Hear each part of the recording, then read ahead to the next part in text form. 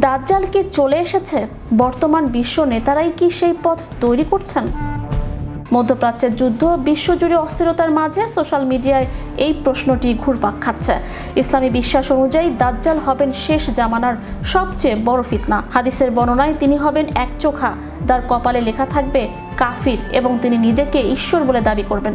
সহিহ মুসলিমদের হাদিসে বলা হয়েছে তিনি 40 দিন পৃথিবীতে থাকবেন এবং ইসফাহানের 70,000 ইহুদি তাকে অনুসরণ করবে। মূলধারার ইসলামী স্কলারদের মতে দাজ্জালের আগমনের আগে বিশ্বজুড়ে ফিতনা বা বিশৃঙ্খলা বৃদ্ধি পাবে। মানুষ মিথ্যাকে সত্য এবং সত্যকে মিথ্যা বলে মনে করবে। মুসলিম উম্মাহ দুর্বল ও বিচ্ছিন্ন হয়ে পড়বে। জমিন অশান্ত হবে এবং অনাহার দেখা দেবে। বর্তমানে মধ্যপ্রাচ্যের পরিস্থিতিকে সেই আলামতের সাথে তুলনা করছেন অনেকে। তাদের মতে বর্তমান বিশ্বে চলমান যুদ্ধ, নেতানিয়াহুর মিথ্যাচারের সভ্য দেশের সমর্থন, আরব রাষ্ট্রগুলোর মধ্যে বিভেদ এবং ফিলিস্তিনের অনাহার সব দাজ্জালের আশার পটভূমি তৈরি করছে। তবে হাদিসে এ দাবির কোনো সত্যতা মেলে নেই। আবার কিছু মহলে ট্রাম্প ও নেতানিয়াহুকে দাজ্জালের সাথে তুলনা করা হচ্ছে।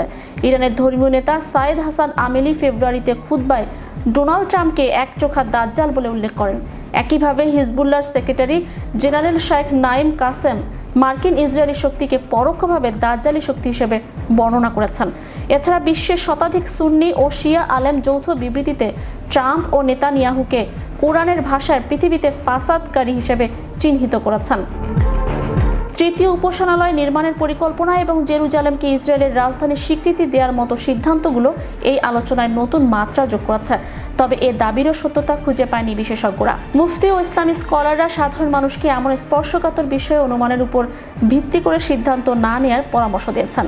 তাদের মতে দাজ্জাল সম্পর্কে পবিত্র কোরআন ও সুন্নাহর যে শিক্ষা রয়েছে তা ভালোভাবে জানা জরুরি, যাতে কেউ বিভ্রান্ত না হয়।